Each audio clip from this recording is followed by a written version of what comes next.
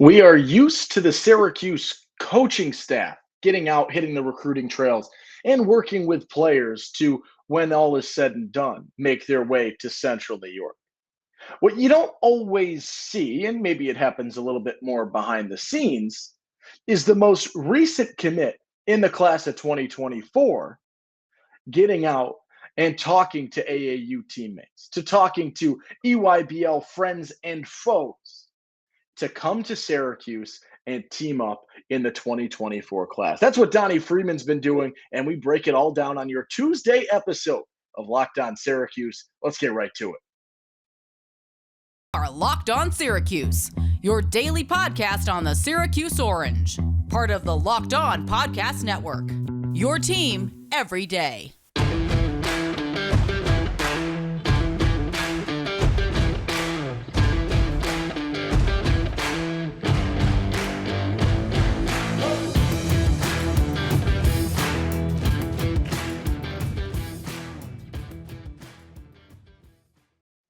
What's up? What's happening? Welcome into your Tuesday episode of Locked On Syracuse. I'm Owen Valentine saying thank you so much for making Locked On Syracuse your first listen today and every day, free and available wherever you get podcasts, part of the Locked On Podcast Network. And this episode is brought to you by FanDuel Sportsbook, the official sportsbook of Locked On. Make every moment more. Visit FanDuel.com/LockedOn today to get started. You're Locked On Syracuse Tuesday here on Tuesday evening. My apologies for the slight delay. End of the school year. Things are ramping up. I'm trying to hop on when I can, but we're still getting an episode out today and some fun topics to talk about. And I'm going to lead with a little bit of a shout out because I didn't get this yesterday as the episode was already out, but a nice little shout out to start things off to Carmelo Anthony, who officially retired from the NBA yesterday. Obviously leads Syracuse in 2003 to its first and only national title. One of the best, if not, there is a case, the best one-and-done season in the history of collegiate basketball. There are a few guys with a case, but he is well-deservedly in that conversation. You most recently heard from him in the Syracuse.com video that they put together, that documentary on the will to win. You heard from him. Really cool to see that. Officially retired yesterday when this episode comes out. I will never forget the I'm coming home video and the first night at MSG. Some really, really fun moments for Carmelo. Obviously would love to see him get a ring, but it is what it is. He got his national championship ring. Which, as many people know, very few people ever get a chance to pull off. So, Carmelo, thank you. An amazing player. Love to see it. Maybe at Boeheim's Army, maybe at some games, maybe supporting your son a couple of years down the line. I'm sure this is not the end of Carmelo Anthony by any means. Cannot wait to see what happens next. But today, we talk about recruiting a little bit, specifically in the class of 2024. Now, Syracuse's 2024 recruiting class is well off. On3 has the class in the country, and so do many other sites. You've got a top 40 player in Donnie Freeman. You got another top 100 player in Elijah Moore. You've got your best recruiting class since 2016, and these kids haven't even entered their senior year. There is a lot of time left in the 2024 recruiting cycle. And that is what we break down today. Because over at SI Syracuse, our friend Mike McAllister put out an article yesterday discussing Donnie Freeman and him getting out and hitting the recruiting trails and doing a little bit in terms of trying to find some teammates and maybe some EYBL rivals or foes that are friends off the court to join up in this already stellar 2024 recruiting class. Now, I will say this. Adrian Autry has done an outstanding job recruiting so far. You look at what he's done in the portal. You look at him bringing in Donnie Freeman. One of the biggest, if not the biggest additions that he's made is assistant coach Brendan Strong, who is a former team takeover coach, who has endless connections in the DMV, DC, Maryland, Virginia. Connection after connection after connection. And in an even shorter span at Syracuse than Adrian Autry has had as the head coach, Brendan Strawn has made a tremendous impact in opening doors for these connections, specifically with Team Takeover. When you saw Donnie Freeman committed to Syracuse, you look at the Team Takeover connection. Freeman, Team Takeover guy. Strawn, Team Takeover guy. It was a set match, right? They knew each other. They liked each other. They liked the fit, things of that nature. But Brendan Strawn has done way more than that.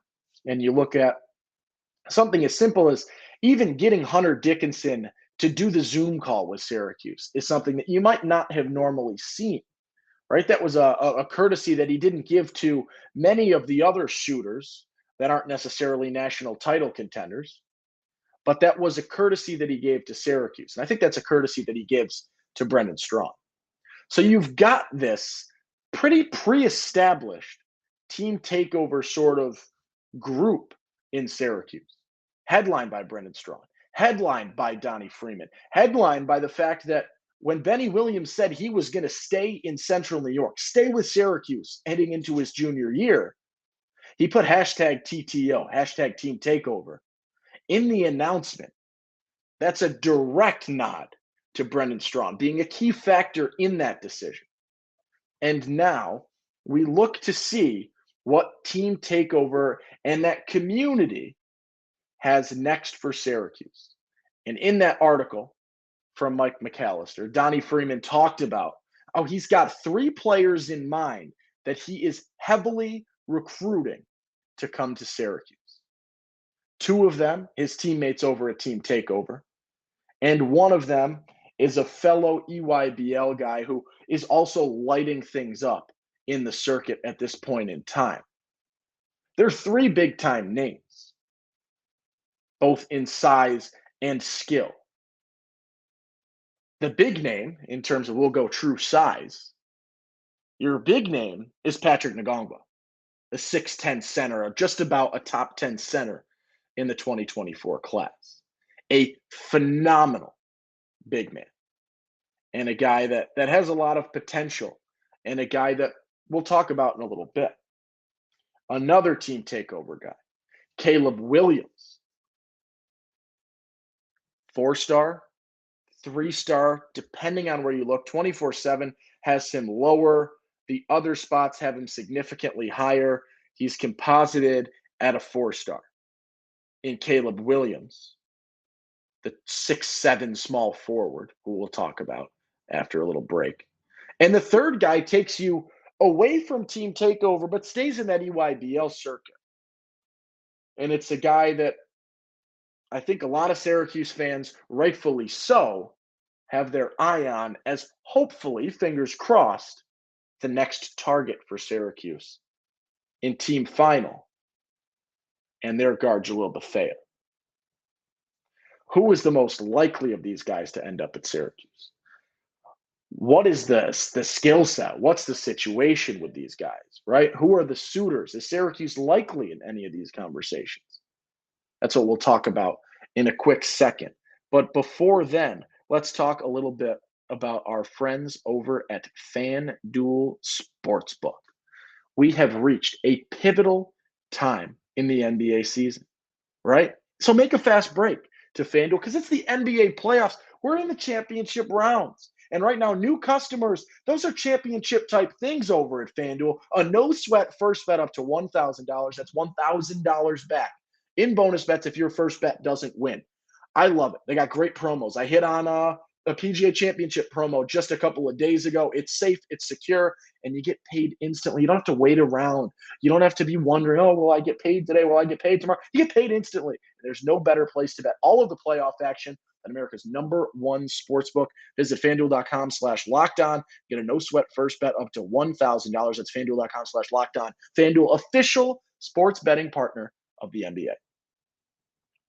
All right, Owen Valentine here on your Locked On Syracuse Tuesday episode, talking a little bit about players getting out and recruiting.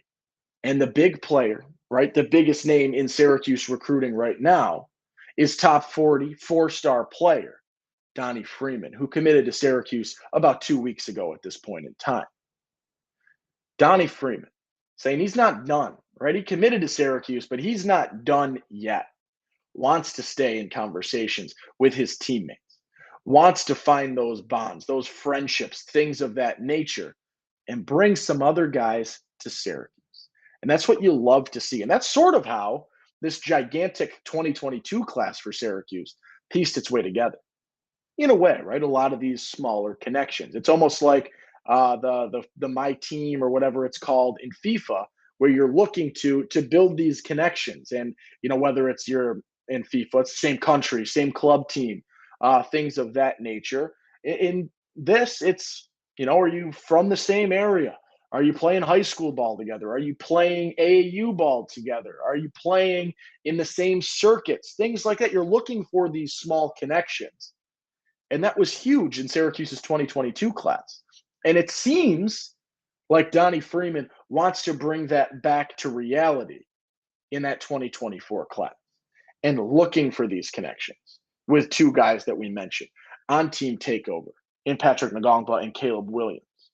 And another guy that they're playing against, but maybe having relations off the court, and that they were both, and one still is heavily being sought after by Syracuse, in Jalil Bethea. Right now, I love what I'm seeing. And these connections are paramount to success, right? How valuable in an era where, the transfer portal is so important and you're getting guys with so much more experience day in and day out to come in and play than your true freshmen. The value of having these established relationships, of playing together, and knowing each other's play styles, strengths, weaknesses, tendencies, what you like to do, and just that genuine court awareness of each other, that familiarity can go such a long way. I love seeing these connections, especially when they can merge their way to the next level, right? You've got guys that can come in a team takeover situation, if you get Ngongba, if you get Williams, you've got guys that can come in with 2 years of playing experience together on day one in the fall or day one when they show up for summer start. That's paramount to success and really valuable when you look at the current landscape of college basketball, where transfers thrive so much more than your true freshmen in the current landscape of things and the current way about collegiate basketball at this point in time, and football for that matter as well. These are really, really important. So let's take a look. We're going to start with Patrick Ngongba. Now, Ngongba is a 6'10 guy. He is a center, top 10 in his class, just about. He is, I believe, 11th in his recruiting class in terms of the center position. And I'm excited. I like this type of player. And I think he's really talented. And I'll give Mike McAllister a nod for this because he interviews Ngongba right after Syracuse had offered a few weeks ago. And it was a little bit of a surprise. And I guess Syracuse had been watching more so from afar, had seen him play a few times, whether they were there for another player, whether they were there for him, who knows. But Syracuse and the coaching staff reached out the first time they met with him in person with a scholarship offer and talked about, the type of player they see him as and the growth that they had seen in the year between the first time they had seen him and when they offered him. And talking about the video that Syracuse showed and the conversations they had and their recent success with centers, going back most recently in terms of the true success. They talked about Jesse Edwards, I'm sure, but Rakeem Christmas was more so the player nod that Ngongba talked about in that article. I think he is the type of player that, fits in really well, especially coming in the 24 class, timeline-wise, behind a guy in Naheem McLeod, right? You think Naheem's got 2 more years. Naheem's senior year would be Ngongba's freshman year. You get a year playing together, perfect for Ngongba to make that jump. Now, I understand as well a lot of four-star players, a lot of big name guys. Yeah, they're not looking to go to a spot, maybe rightfully so, where they're not going to start on day one. And that's a decision that you can make. And Ngongba was ranked 93rd in the country per on three, 92.37 grade, top 10 center in the country. I like it a lot. That timeline works well. And I would hope he is a player and that Syracuse in these conversations, creates a situation where, hey, look at the timeline right now. And yes, there are some other guys that are there and some other players that they've brought in via the portal or freshman classes and things like that. But also look at the star situation. And stars are not set in stone by any means. But stars are there for a reason, right? More often than not, your four-star players do better than your three-star players. More often than not, your five-star players do better than your four-star players, right? The stars can be wrong. You can get surprises, but the stars are pretty indicative of what is to come. And that's where I sort of see things right now. Right now, I see Ngongba as a really good fit, but that is the bigger question. And when you look at, his situation right now, Providence, Kansas State has an outstanding class right now in the 2022 class. They are seventh in the 2024. I don't know why I said 2022. Seventh in the 2024 class. Syracuse fifth in the 2024 class. And obviously, right, these are rankings that are going to change as more players commit, as you get a little bit more parity. But right now, that's where it stands. You got other guys on this list, some other bigger names. Iowa's in there. George Mason's in there. Georgetown's in there. Notre Dame, Pitt, Maryland, Ole Miss, Wichita State, George Washington, Butler, Virginia, and Syracuse in that mix.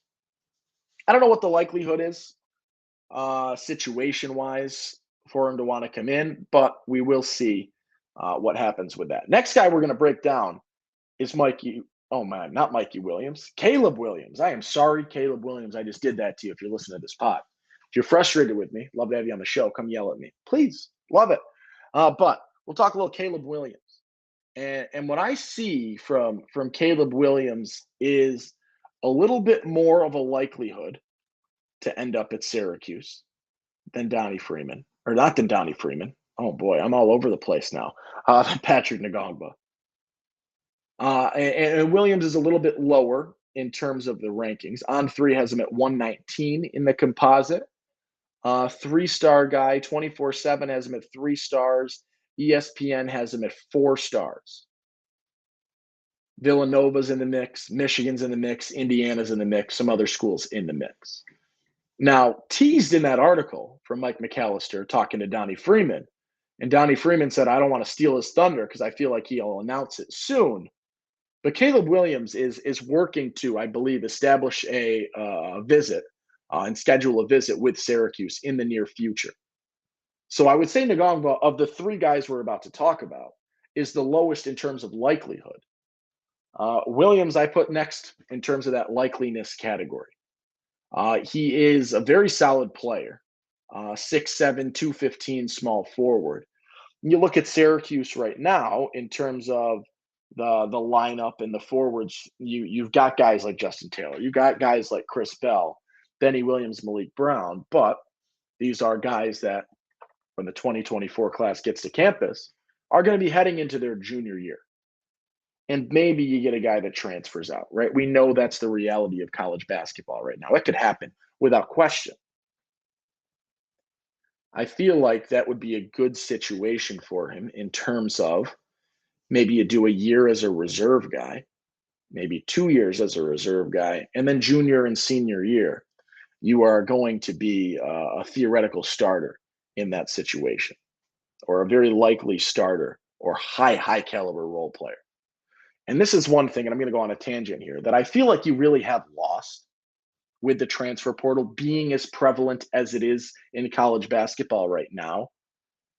I feel like you've lost the, I am a guy that's going to work through it. And I'm a guy that's okay with sitting for 2 years.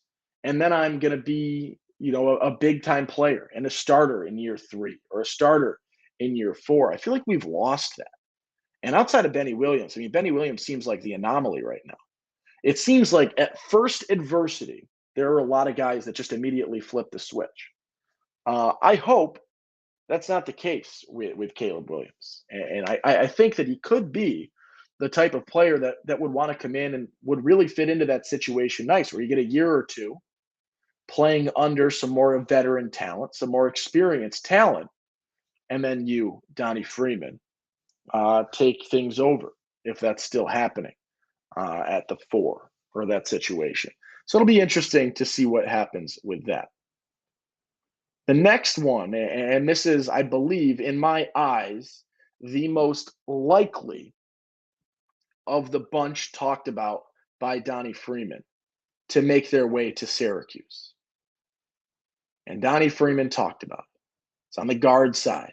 Jalil Bethea plays for Team Final, averaged 23 points in the last EYBL session, has been absolutely outstanding. And good news for Syracuse is that he is not such a long shot.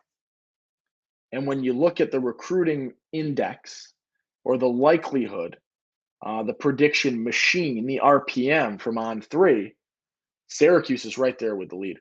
Syracuse and Temple, both at 30 and change percent at the top of the leaderboard there. Now, Bethea, shooting guard, 6'4", 170. He is a 4-star, 46th in the country, across the board 4-star player, the 12th ranked shooting guard in the country. A really, really massive addition for Syracuse if that happens. Tremendous addition for Syracuse if that happens. That would put Syracuse into, we talk about the historic recruiting classes, into I don't even know what year, right? We talk about 2016 as sort of that threshold with Tyus and things like that. And this is surpassing that caliber without question at this point in time. And that is so fun, so exciting to see what happens with that. Because if he comes, and it's going to be a little bit of a weird situation, but you do look at the roster right now, and your guards are Westry, J.J. Starling, Quadir Copeland, your big 3, Justin Taylor, fringe guy, in terms of the 2 or the 3 where he's going to play. Right now, you look at a guy like Judah, who, even if he comes back, I think we can all assume will be gone when this 2024 class gets here. J.J. Starling is another guy that, especially if Judah's gone, J.J. could have the type of season that puts him into an NBA conversation. Chance Westry, I don't think so as much. You've got a guy in Elijah Moore committed to Syracuse that plays the shooting guard. Jalil Bethea, also a shooting guard. Now, can they play the combo? Probably. The 2 of them, you could easily find a guy that's going to play the 1 and a guy that's going to play the 2, especially if Chance Westry's in the mix. You're going to need some guys to play the point, without question. This would make Syracuse's recruiting class. I mean, you go back to the late 20s, the late 2000s, early 2010s, where you're bringing in 3, 4, 4-star players a year. I look back to that Johnny Flynn recruiting class, where they just had so many big name players coming in. Can they get back to that caliber? If Jalil Bethea comes to Syracuse, that is the caliber of recruiting that Syracuse, that Adrian Autry, that Brennan Strawn, that Donnie Freeman can establish as a unit right now. GMAC, Autry, Griffin, and Strawn as a whole have been showing that, have been getting back to those thresholds. And I'm really interested to see what happens in the coming months, right? Bethea is a guy that visited Syracuse back, I believe, in November Syracuse offered him in September around that time. Um, I've been watching him a little bit. I haven't seen a ton, but a really, really solid player. I believe he played against Elliot Cadeau this past week or a week or two ago. If you want to watch those highlights, those are a fun one to watch. I mean, Cadeau's unbelievable player. North Carolina's got a special piece moving forward with that, without question. But right now, I do love where Syracuse sits uh, because this is something we haven't seen in a while, and I think it's where you want to be without question, and that's what is bringing fans to life a little bit. It's awesome to see. It's exciting to see. It's fun to be excited about your favorite basketball team. It's fun to be excited about the future. Obviously, you want to win now, but the future looks so bright that it can outshine another dull season if, unfortunately, that were to happen. I don't think that's going to happen, but even if it did, I think the 2024 recruiting class already is showing so much promise, so much in terms of quality, in terms of reasons to be excited that you could get over another mediocre year with that caliber of a recruiting class sitting in the window, sitting in line to get on the ride next. And that's where we'll wrap up our Tuesday episode. It's a Tuesday evening episode. I apologize once again, but I think a Tuesday evening episode beats no Tuesday episode in my mind. So thank you so much for tuning in. Whenever you do tune into this one, even if it's a little later in the week, oh well, I get it. That's on me. But thank you so much for tuning in. I think this was a fun one because it's these hypotheticals to get to the level of a recruiting class that any of these three guys would bring this 2024 recruiting class, which is already ranked number 5 in the country, is really fun to be able to have a plausible conversation about this happening. So I'm Owen Valentine. Thank you so much for listening. Be kind, make somebody smile this evening. I will catch you tomorrow. Tomorrow we might do a little more in terms of discussing NIL, in terms of discussing the portal. Not positive, but that will be hit on at some point this week. But Owen Valentine saying so long. I'll catch you tomorrow. Peace.